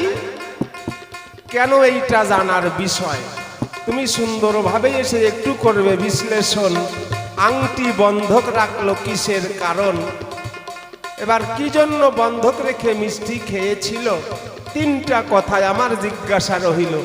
আর তারে বেশি কথা বলিতে যাব না, সুন্দরভাবে এসে করবে আলোচনা। যেহেতু হাতে সময় বেশি নাই, সেই জন্য অল্প অল্প ছেড়ে যেতে চাই। দেখা যাক সে এসে কোন কথা কয়, কোন ভাবে দিয়ে যায় তার ভাবের পরিচয়। তার মুখে তত্ত্ব কথা করিবেন শ্রবণ, সকলের কাছে আমার রইল নিবেদন। এই পর্যন্ত এখনকার মতন ভাব ক্ষান্ত করি। একবার জগন্নাথ গোসাই প্রেমানন্দে ভক্ত বৃন্দে বলুন হরি হরি হরি বল। এখন আউশির চাল মাসকালাই ডাল কেন জগন্নাথের সেবায় লাগে? অমা কি বলবো আপনাদের পুরো ভাগে। ওই যে কিছুক্ষণ আগে বললাম না ঋষি বিশ্বামিত্রের কথা। এই ঋষি বিশ্বামিত্র যখন ঋষি হলো, সাধনায় সিদ্ধি লাভ করলো, এখন আকাশে উঠতে পারে, মুখ দিয়ে যা কয় তাই হয়, মুখে আগুন জ্বলে, তার মনে অহংকার। কিন্তু সে তো জাতিতে ক্ষত্রিয়। ঋষি বৈশিষ্ট্যর কাছে গিয়ে কয়, আমিও তো ঋষি, আমাকে ব্রাহ্মণ পরিচয় দাও, আমি ব্রাহ্মণ রূপে জগতে খ্যাত হতে চাই। বলে দেখো, মায়াবর্ণ চতুর্বর্ণ মায়া শ্রেষ্ঠ গুণকর্ম বিভাগস্য। 4টা বর্ণ, ব্রাহ্মণ ক্ষত্রিয় বৈশ্য শূদ্র, সবই ঈশ্বরের দান। যার যে কুলে জন্ম হয়েছে সে সেই কুলেরই সন্তান, তাই না মা? বলে মানি না, আমি ব্রাহ্মণ, তোমরা স্বীকার করবে কি না? জগতে কেউ যখন স্বীকার করলো না, ব্রহ্মার কাছে চলে গেল। এই ব্রহ্মদেব, তুমি সৃষ্টিকর্তা, তুমি মানুষ বানাও। বলে হ্যাঁ। আমারে ব্রাহ্মণ করো। কয় হবে না, হবে না, হবে না। মানে তুমি সৃষ্টিকর্তা আর আমারে ব্রাহ্মণ করবা না? আমি একটা নতুন করে স্বর্গ বানাবো, আমি এই স্বর্গটর্গ মানি না। অহংকার, ক্রোধ। ঋষি মুনি হলেও তো হয় না মা, যতক্ষণ নিজের ক্রোধ সম্বরণ না হয় ততক্ষণ সে সাধু হতে পারে না। কি করলেন? ক্রোধের বশবর্তী হয়ে সৃষ্টির জগতে চলে গেলেন। সৃষ্টি করলেন কি? ভগবান ব্রহ্মা সৃষ্টি করছে গাভী, মানে গোমাতা, গাই। ও বানাচ্ছে মহিষ। তোরটার থেকে আমার দুধ বেশি হবে, তোর যা হবে তার থেকে আমার দুধ বেশি হবে। মহিষ সৃষ্টি করলেন। ভগবান সৃষ্টি করছেন ব্রহ্মা মুগ ডাল, যা গোবিন্দ সেবায় লাগে। ও সৃষ্টি করলেন মাসকালাই। এবার ভগবান সৃষ্টি করছেন আমন ধান, যেটা আমরা মাঠে লাগাই, বিছন ফেলাই, বিছন তুলে মাঠে লাগাই। ও কয় অত খাটনির দরকার নেই, সিটাই দিলে আমারটা হবে। আউশের ধান। এরকম করতে করতে শেষে মানুষ বানাইতে ধরে ফেলছে, মানুষের মাথা বানাই ফেলছে। ব্রহ্মা নিরুপায় হয়ে দেবাদিদেব মহাদেব আর বিষ্ণুকে করলেন স্মরণ, ত্রিদেব এসে দিল দর্শন। আচ্ছা, এটা কি সম্ভব?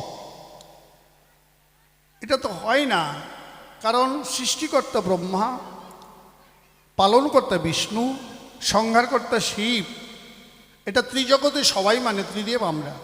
এটা তুমি করো না, এটা অন্যায়। তারপরে বুঝালেন বিষ্ণু এবং শিব, দেখো ব্রাহ্মণ হতে গেলে ভালো করে শোনো, ব্রহ্ম জানায়তি সব ব্রাহ্মণ।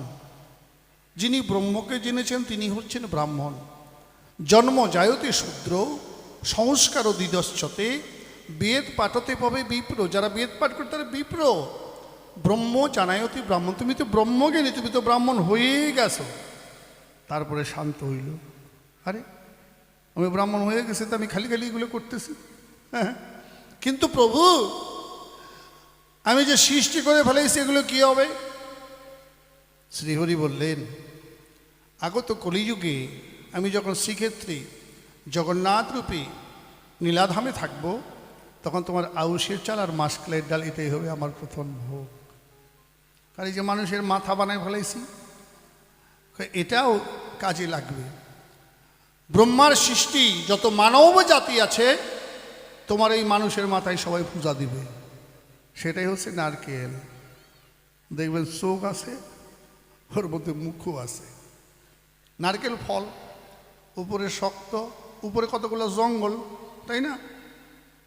তার ভিতরে মাংস, মানে শক্ত একটা হাড় ফাটাইলে কি মাংস, তার ভিতরে জল, এটা নারকেল ফল। এই যে উপরে কতগুলো জঙ্গল, তারপরে একটা শক্ত হাড়, তারপরে 100 কেজি মাংস, তার ভিতরে জল, এটাও নারকেল ফল। এই মানুষের মাথা। তো যত দেবদেবী আছে, সকল দেবদেবীর সাধুগুরু বৈষ্ণব সবাই তোমার এই মানুষের, তুমি যে সৃষ্টি করেছো মাথাটা, এটা ছাড়া কোনো পূজা হবে না। তাই ঘর বসাতে গেলে আমরা নারকেলটা দিই বা একটা ডাব দিই। এটা কার সৃষ্টি? না, ঋষি বিশ্বামিত্র। এই জন্য গোবিন্দ ওই মাসকলাইয়ের ডাল আর আউশের চাল জগন্নাথ আমার গ্রহণ করে, ভক্তকে কথা দিয়েছে। এখন একাদশী নাই কেন? ওমা, সবাই জানে জগন্নাথ প্রসাদ যদি কেউ গ্রহণ করে তা সে নাকি ধন্য হয়। জগন্নাথের প্রসাদ পাওয়া তো বড় দায়, আর জগন্নাথের প্রসাদ সবাই খেতেও পারে না, পারবেও না। এবার বললেন কেমন কথা এটা বলছেন? হ্যাঁ, কেন জানেন মা? জগন্নাথের শুধু একবার পাত পারা হয়, ঘন ঘন বৈঠক করবে, পাত চেঞ্জ করবে। এখানে যে পাতা দিচ্ছে না, একদল খাই উঠে যাচ্ছে, আবার পাতা দিচ্ছে না এখানে, তাই দিচ্ছে না বাবা। জগন্নাথে সেটা সিস্টেম না, একবার পাতা পাড়া হবে আর ওই পাতা তোলা হবে না। পুরীধামের জগন্নাথ সব জাতি খায় একই সার, চণ্ডালেরা দিয়া দেয় ব্রাহ্মণের মুখেতে। গান আছে, সকালে যে পাতা পাড়া হবে সারাদিন ওই পাতাই থাকবে। যে প্রসাদ পাবে ভক্তি সহকারে সেই প্রসাদ গ্রহণ করবে। এটা কি সবাই নিতে পারবে? কি পারবে? প্রসাদ খাওয়া যায় নাকি? প্রসাদ যত এঁটো হয় তত প্রসাদের কি হয়? প্রসাদ, মহাপ্রসাদ, মহাপ্রসাদ আছে না? না, প্রসাদ, মহাপ্রসাদ, মহাপ্রসাদ। তাই মহাপ্রসাদ জগন্নাথে তৈরি হয়। এই প্রসাদ খাওয়া সবার পক্ষে সম্ভব নয়। এই জন্মে হতেও পারে, নাও হতে পারে। যেখানে প্রসাদ বিতরণ হয় ওই জায়গায় তোমার ঠাই হবে কিনা, যেতে পারবে কিনা, সেটাও একটা সন্দেহের বিষয়। কেমন? তাই মহাপ্রসাদের আশায় স্বয়ং সৃষ্টিকর্তা ব্রহ্মা মনে মনে ভাবে, তাই আমি আজকে যাই, আমি একটু জগন্নাথের প্রসাদ পেতে চাই। এখন যখন ব্রহ্মা এলো, প্রসাদ আর নাই, প্রসাদ শেষ হয়ে গেছে, সব বিতরণ হয়ে গেছে, সমাপ্ত, পাতা তোলা হয়ে গেছে। এই পাতাগুলো যে ফেলে দিয়েছে, একটা কুকুর সেখানে পাতাগুলো চেটে চেটে খাচ্ছে। ব্রহ্মা চিন্তা করলেন, আমি জগন্নাথ ধামে এলাম, আমার ভাগ্যে প্রসাদ জুটবে না। তিনি ওই কুকুরের কাছে গিয়ে তার সঙ্গে প্রসাদ বদন নিতে শুরু করলেন। জগন্নাথ এই দৃশ্য দেখে ঘোষণা করলেন, আজ থেকে আমার এই পুরী ধামে আর অন্ন বন্ধ হবে না। যে আসবে সেই প্রসাদ পাবে। সেদিন ছিল একাদশী। হ্যাঁ, তাই একাদশী করে উল্টো করে মন্দিরের পিছনে ঝুলিয়ে রাখলেন। একাদশীর দিনে কেউ যদি জগন্নাথে গিয়ে প্রসাদ পান আর সেখানে গিয়ে যদি বলে আসেন, জগন্নাথ তোমাকে সাক্ষী রেখে আমি এখানে একাদশী রেখে গেলাম, তার আর জীবনে একাদশী করতেও হয় না। এটা করেন, এটা আপনার ব্যাপার। আর একাদশী মানে কি জানো? এক আদর্শী তাকে বলে একাদশী। এক আদর্শে যারা চলে তারাই করে একাদশী। আর একাদশী মানে একাই দোষী। যার রক্ষা হয় নাই বিন্দু সে নয় হিন্দু। বুঝলে বোঝো, না বুঝলে না বোঝো, ওইখানে আগে একাদশী করে। বুঝা গেল মা? এইখানে তোমাকে একাদশী করতে হবে। সেই জায়গায় একাদশী না করতে পারলে ওই খাইলাম না একদিন যে তুমি ভগবান পাই যাবা, তা পাবা না। জগন্নাথ ধামের পাণ্ডারা যেখানে রান্না করে, আমরা কোনো ঠাকুরের ভোগ দিতে গেলে উপবাস থাকি না? সারাদিন না খাইয়া উপবাস থাকিয়ে ঠাকুরের পূজা করি, রান্না বান্না করতে হবে, ঠাকুরের ভোগ লাগাতে হবে, তাই না? জগন্নাথের পাণ্ডার আগে সাইটে খায়, দই চিরা যা পায় কলা টলা দুধ দিয়ে পুরো সাইটে খায়। আমি জিজ্ঞাসা করলাম, আপনারা এরকম খাচ্ছেন, খাই দিয়ে ভোগ রান্না করুন, ব্যাপারটা কি? কারণ ওখানে কিছু আমার ভক্ত আছে, মন্ত্র শিষ্য আছে বলে ব্যাপারটা আমি জানতে পেরেছি। সব মানুষকে অ্যালাউ করে না। তারা নিয়ে গেছিল, অনেকে ওখানে দোকান করে, ব্যবসা করে, তাদের সঙ্গে একটা আদান প্রদান আছে।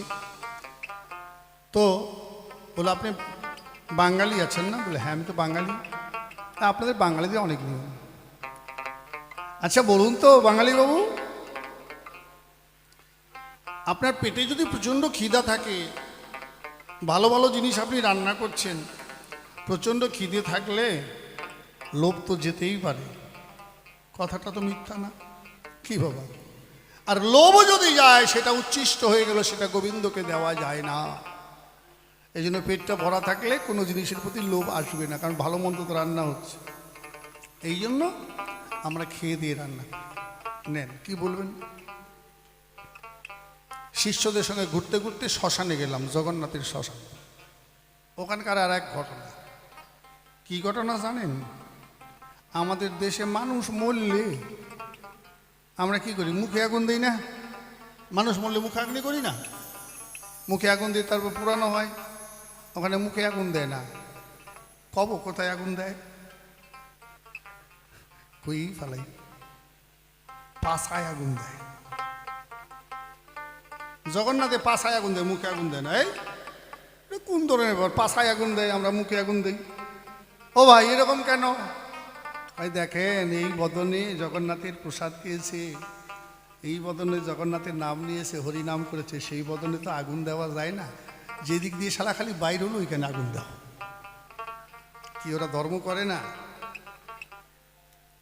তারা ধর্ম মানে না? কি বলবেন? ধর্মটা হচ্ছে যার যার। হ্যাঁ বাবা, অনেক রকম কারণ আছে, এক এক দেশের এক এক নিয়ম। পাঞ্জাবে গিয়ে একাদশীর দিন বললাম যে, বাবা আজকে তো একাদশী, শোনা তো, গান টান করার পরে তো খিদে পাবে, ফল টল না হলেও তোমরা 4টা রুটি করে দিও আমাকে। এমন গান শেষে যায় দেখি ভাত ডাল তরকারি সব একবারে সুন্দর করে রাখছে। এইরকম কেন বাবা? আজকে না একাদশী কইলাম রুটি করবা। আপনি বাঙালি তো, আমরাও বাঙালি, কিন্তু পাঞ্জাবে সবসময় আমরা রুটি খাই, দিনেও খাই, রাতেও খাই, সকালেও খাই, বিকালেও খাই, সবসময় রুটি খাই। এই জন্য একাদশী দিন আমরা ভাত খাই। কি কবা ওদের? ওই জন্য ভাত। আর সবসময় তো রুটিই খাই, ওই জন্য শখ করে একাদশী দিন আমরা ভাত খাই, ওই জন্য ভাত দিছি। কি কবা? কিছু করার আছে?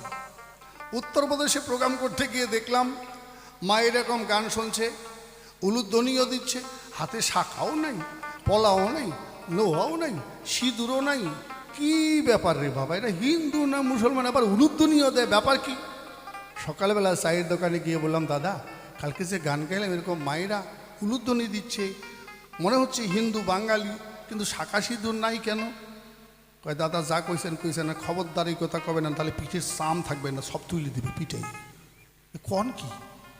কয়, হ্যাঁ আপনি মায়েদের মুখের দিকে দেখবেন কেন? চরণে লক্ষ্য করবেন। ওই যে বুড়া আঙ্গুলের পাশে যেটা লম্বা আঙ্গুল, ওইটাতে যেটা আংটি যদি পরা থাকে, ওইটা বিয়ে হওয়া, ওইটা বিয়ে হওয়া। আর তার পাশেরটা থাকলে ওইটা বিধবা, মাঝখানেরটা। আর তার পাশেরটা থাকলে কুমারী। মায়েদের চরণে লক্ষ্য করতে হয়।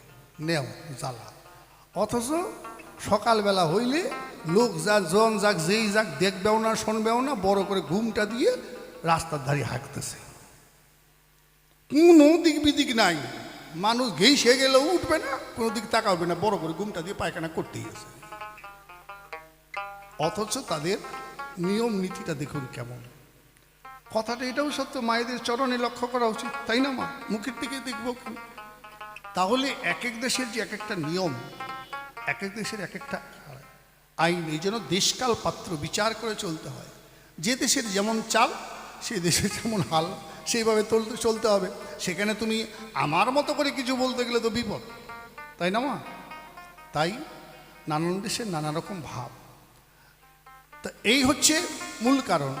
তাহলে এই হচ্ছে একাদশী, এই জন্য হয় না।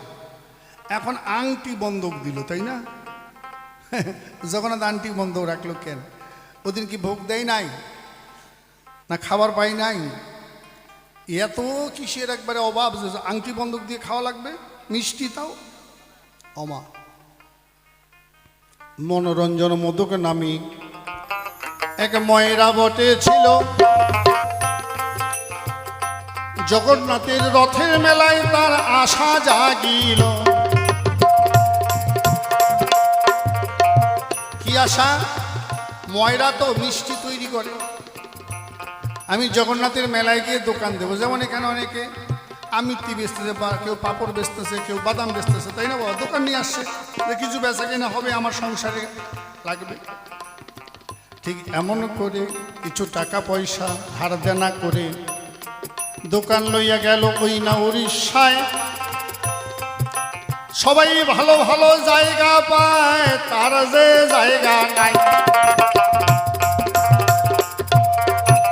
যেতে দেরি হয়েছে, আর কমিটির কাছে পরে এসে যদি কয় আমার সামনে বসতে দিতে হবে, তো কি জায়গা দিতে পারবে দেখি? তো ভাই এদিকে হবে না, এদিকে দেখো কোথাও জায়গা থাকলে বসো, তাই না? চিন্তা করে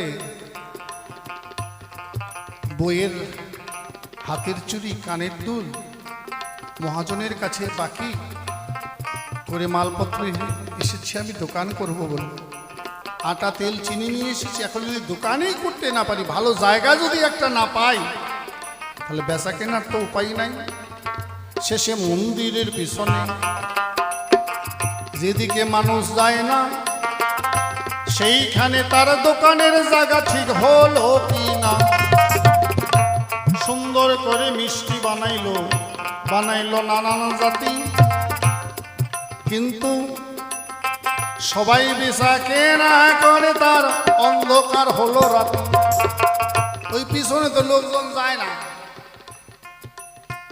বেচা কেনাও হয় না।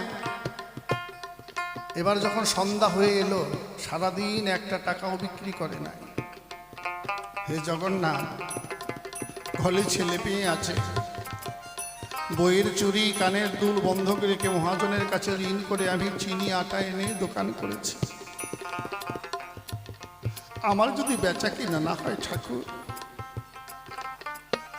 আমি লাভ নাই বা করতে পারি, আসলটা তো আমার দরকার। ও ঠাকুর, তুমি না জগতের না, আমার কি হবে? হা জগন্নাথ বলে কাঁদিতে লাগিল। ধূপ দেবী জ্বালাইয়া নয়ন জলে ডাকিল, জয় জয় জগন্নাথ ব্রহ্মানন্দ হরি হরি বল হরিবার। দেখতে দেখতে রাত্রি যখন হলো দ্বিপহর, যে যার মতো দোকান বন্ধ করে রে ভক্তরা গেল যার যার ঘর। কিন্তু ওই ঘিয়ের প্রদীপ আর ধূপকাঠি জ্বালাইয়া মনোরঞ্জন মোদক কাঁদে হয়, তোমার কি কৃপা হবে না ও গো জগন্নাথ দয়াময়। বালকের রূপে জগন্নাথ ঠাকুর ময়রার দোকানে গেল, ডাকে দিয়া তখন ওই ময়রাকে ডাকিতে লাগিল। ও বাবা, দোকানে কেউ আছো নাকি গো? কে রে বাপু? বলে আমার খুব খিদে পেয়েছে গো, তোমার দোকানে মিষ্টি হবে? চিন্তা করলে সারাদিন একটাও খরিদ্দার পাই নাই, যদিও এলো এত রাত্রে। আছে বাবা, বলো কি কি খাবে? বলে যা যা মিষ্টি আছে সব দাও আমাকে। একটা দুইটা করে সব রকম মিষ্টি দিল সে তার ভাই। মনের আনন্দে গ্রহণ করে আমার জগন্নাথ ঠাকুর তাই। খাওয়ার পরে মুখ ধুইয়া চলিয়া যখন যায়, পিছন থেকে মনোরঞ্জন মোদক ডাকে তখন ছেলে বাহ খেয়ে কি বড় চলে যাচ্ছ, করি দাও, টাকা দাও। আমার কাছে তো নাই। নাই তো তুমি এখন খেলে সারাদিন 1 টাকাও বেচা কিনা নাই, তার মধ্যে যদি বাকি খায় রাত 12টার সময়, তো রাগ হয় না মা? রাগ হয় না বাবা? সারাদিন তো বেচা কিনা নাই, যদি একজন এলো সে আবার বাকি কয় বাকি হবে না, নগদ করি দাও। কয় আমার কাছে নাই। কয় না দিলে তো তোমাকে আমি যেতে দেবো না।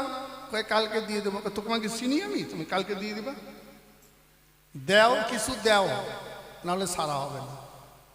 হাতে আংটি ছিল, আংটি খুলে বলছে এই যে দাও, এটা রাখো, কালকে তোমার উপযুক্ত মূল্য দিয়ে আমার আংটিটা নিয়ে যাওয়া হবে। দিয়ে চলে গেল। ভোরবেলা ওই মধুপানটাকে স্বপ্ন দিয়েছে, ও মধু, তুই মন্দিরের পিছনে যে মনোরঞ্জন মোদক, জানিস ওর কাছে আমি মিষ্টি খেয়েছি, পয়সা ছিল না তো বাবা, আমার আংটিটা বন্ধক রেখেছি, সকালে তার উপযুক্ত মূল্য দিয়ে আমার আংটিটা নিয়ে আসিস। স্বপ্ন দেখে সকালবেলা যখন ঘুম ভেঙেছে, চোখ ডলতে ডলতে কিছু পয়সা করে নিয়ে দোকানে গিয়ে বলছে, ও মধু ভাই, কালকে তোমার কাছে কেউ এসেছিল, মিষ্টি খেয়েছে? বলে হ্যাঁ। আংটি দিয়ে গেছে? বলে হ্যাঁ। নাও তোমার মিষ্টির করি নাও, আর আংটিটা ফেরত দাও। বলে তুমি কে? তোমাকে তো দেবো না, তুমি তো চোরও হতে পারো। কি তোমাকে আংটিটা দিয়ে দিব, তা যার আংটি সে এসে যদি দাবি করে তখন আমি কোথায় পাবো? বলে ভাই আমি চোর নয়, আমি এই মন্দিরের পূজারী, আর যে তোমার মিষ্টি খেয়েছে সে কে জানো? সে অন্য কেউ নয়, সে আমার ঠাকুর জগন্নাথ। হরিবাল হরিবাল হরিবাল। তুমি কত বড় ভাগ্যবান, আজ তোমার দোকানে সে মিষ্টি খেয়েছে, তোমার সাথে কথা বলেছে, তোমাকে আংটি বন্ধক দিয়েছে। আমি এতদিন তার পূজা করলাম, এতদিন তার সেবা করলাম, কোনোদিন তো আমাকে এমন করে সে দেখা দেয়নি। মনোরঞ্জন বলছে তাই যদি হয়, তোমাকে তো আমি আংটি দেব না, যার আংটি তাকে আমি নিজেই ফেরত দেব। আবার সব রকম মিষ্টি সাজিয়ে নিয়ে আংটিটা ওই ভোগের উপরে নিয়ে মাথায় করে যখন আমি জানি না ঠাকুর, তুমি কালকে এসে আমার কাছে মিষ্টি খেয়েছো প্রভু, তোমার আংটিটা আমি দিতে এসেছি, যে ভোগও এনেছি, কিন্তু আমার শেষ আশা এটা যে তোমার আংটি, তুমি একটু হাতটা বাড়িয়ে দাও না, আমি নিজে হাতে সেই আংটিটা তোমার আঙ্গুলে পরিয়ে দিতে চাই। আমার প্রভু হাত বাড়ালেন, আংটি পরিয়ে দিলেন।